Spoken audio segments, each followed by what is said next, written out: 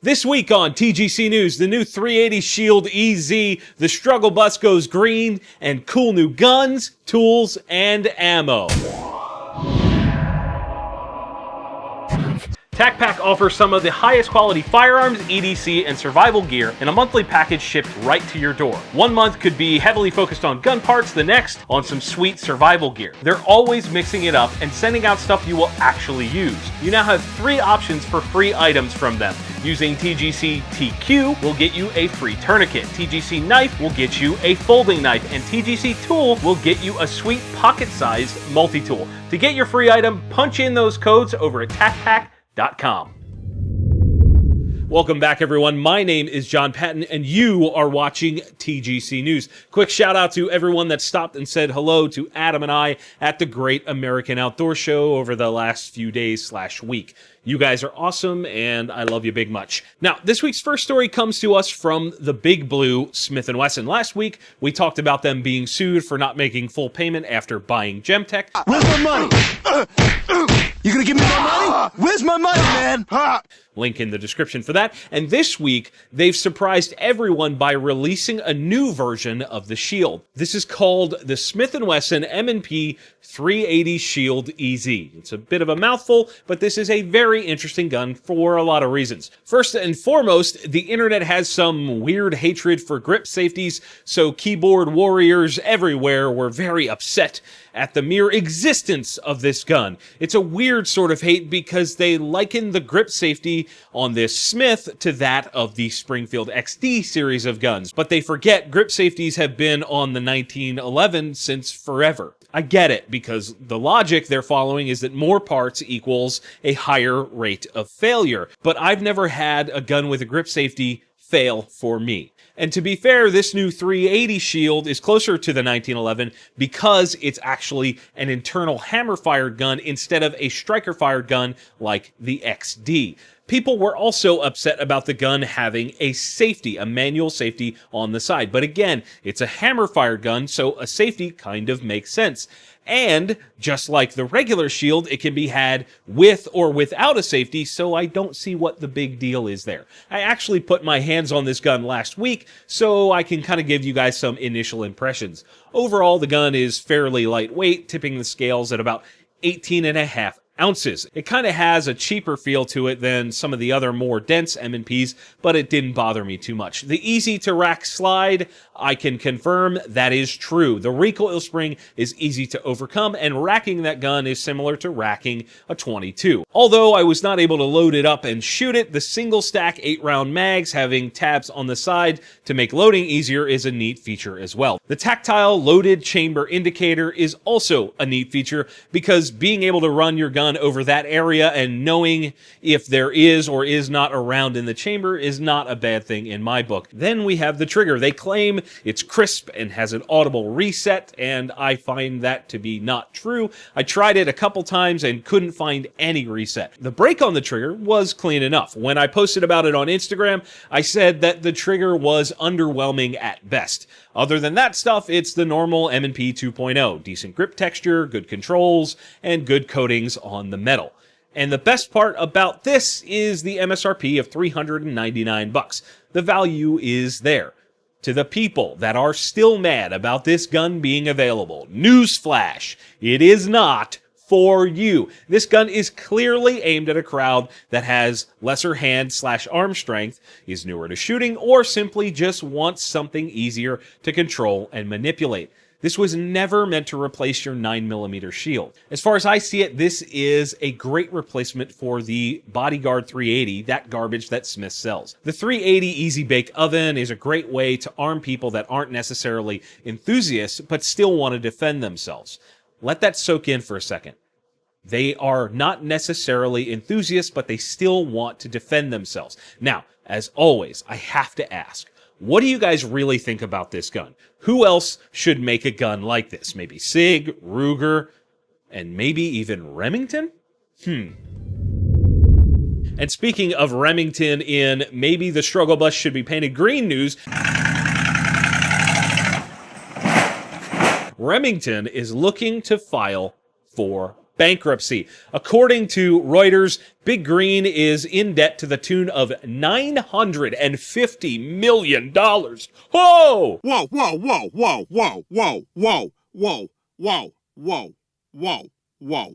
That is about 16,000 times more than the median income of a U.S. household of $59,000 in a year. It is about $30,000 more than the average cost of a new car here in the U.S. That number is freaking staggering. Almost $1 billion in debt.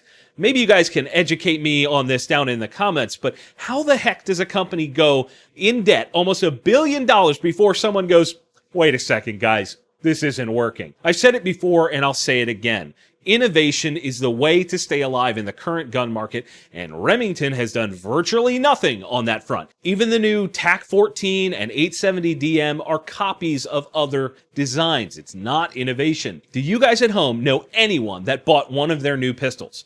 Yeah, neither do I. Not only that, but all of their subsidiary companies are victim to the same stale thinking. Essentially, right now, they are looking for someone to fund the business operations while they're sorting out the bankruptcy. There was no report on what the number they need to survive actually is, but Remington asking someone to fund their massive hemorrhaging is like trying to get somebody to buy a Somali pirate boat after a run-in with the U.S. Navy.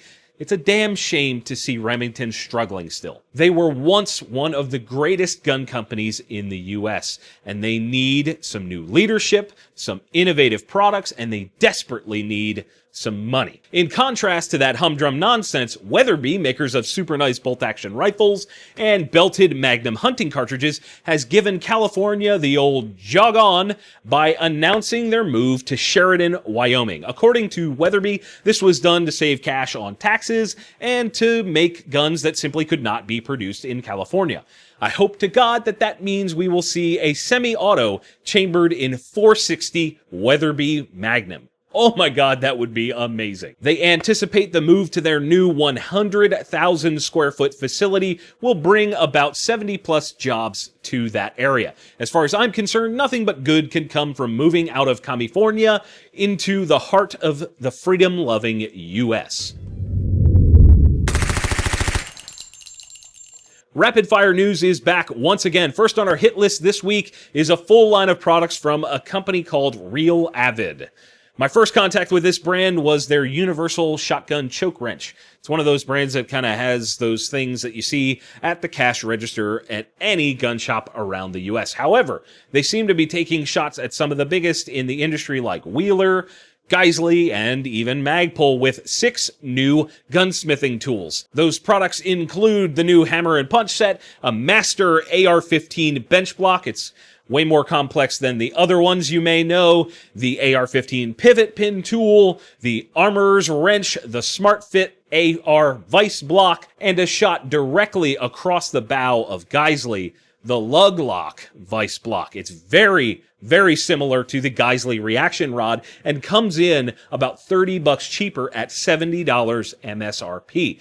Now, the thing we don't know is how they will hold up over time, but it's pretty neat to see new options when it comes to assembling and working on your own ARs and guns. Pretty cool. Next, CMMG announced they are now rating the 45 ACP Guard for a cartridge called 450 SMC, or Short Magnum Cartridge. We've talked about that interesting radial delayed blowback system used in the Guard before, and how they could apply that to other cartridges. Well, this is that. The 450 SMC, as I understand it, is essentially a 45 ACP Magnum. Apparently, it can be run in any 45 ACP rated 4+P ammo and gives performance similar to that of a 10mm. While that in itself isn't crazy, it is still cool to see something different in a pistol caliber carbine. The unfortunate thing is that the only company making 450 SMC ammo is a company called Double Tap, and that stuff retails for about $1.30 per round.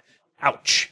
The MSRP on the rifle is still around $1,300. Rounding out the rapid fire is the new HYDRA-SHOK Deep line of ammunition from Federal. Initial offering at launch of this new line will be a 135 grain 9mm version. Long story shorter, the original HYDRA-SHOK bullet was designed back in the 80s, and Federal saw a need to evolve the round to meet the standards of today. Cool, right? The box says 50% deeper penetration, and I think the method for getting there is actually fairly simple. The original design featured a small internal post that remained after the bullet had fully expanded. It kind of just sat there in the middle. I think that is there to help with straight line consistent penetration. Instead of hitting a wide flat surface of an expanded bullet first, the wound would encounter that post first. However, since it's made of lead, that can bend and deflect a little bit and not give the desired result. That being said, this newer deep design features a lead core that does not go all the way to the nose, interesting in its own right,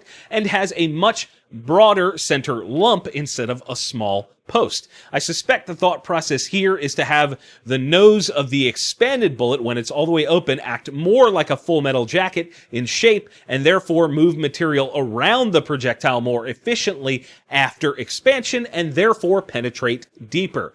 I think we need to put the two designs head to head and see what really happens. Either way, I think this is an interesting move from Federal, and I would love to hear from you guys on this one. Are you looking for a round that goes deeper, or are you looking for something that dumps all of its energy faster and stops a little bit shorter?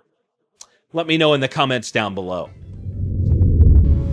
The Spartan from LaserMax offers a different approach to weapon-mounted light and laser combos. Available with either a red or green laser, it also takes advantage of the most visible wavelength in the color spectrum and projects 120 lumens of mint green light with just a single AAA battery. Able to be mounted on virtually any pistol with a Picatinny rail, you can own the night by clicking the link in the video description to learn more. Our friendly fire questions this week are from the TGC Facebook page. Gabe Martinez asks, will we ever get rid of the Hughes Amendment? For those that aren't aware, that is the No Machine Guns Amendment in the NFA laws, without a rebellion or invasion of our country. Wolverines! Whew. I would love to see that go away. I really would. I would love to have machine guns be easily and readily available. But find me a politician willing to put their name on the legislation that removes machine guns from the NFA. I doubt you can do that. And then find me enough politicians to support that legislation. The U.S. would need to be a much different place for that to happen. It sucks, but I believe that is the reality. Alex Zitch asks, what are some things that suppressor companies are doing right that other companies could take notes on? The number one thing there is education. If suppressor companies are not out there educating their customers on everything from legality to the use of their products to everything in between, they are going to lose out in the long run. Benjamin Randall wants to know, what trend in the gun industry do you feel is detrimental to the community and needs to stop? I think the biggest thing that needs to stop is the complacency amongst gun manufacturers. I do not think enough of the big guys are fighting for the rights of the gun owner in the US. Show me the last time the people that own or run big companies truly stood up and made a public stand for gun rights.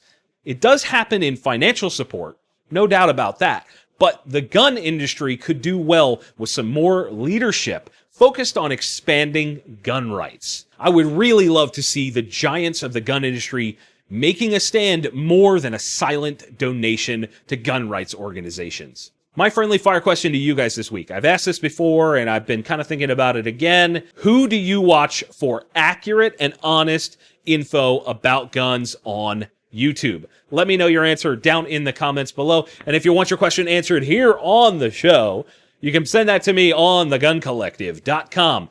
Guys, if you disliked this video, hit that button. If you liked it, hit like, get subscribed, and consider supporting us via the links down in the video description. We have a new Amazon affiliate store, as well as a link to purchase cool shirts just like this one. And of course, links to find us all over your favorite social media platforms. And as always, thank you all for watching. We'll see you soon. The shirts worn in today's video on The Gun Collective have been provided by Patriot Patch. Closed captions have also been brought to you by Patriot Patch Company. Be sure to click the link in the video description to check out all of their great products, including their cleaning mats.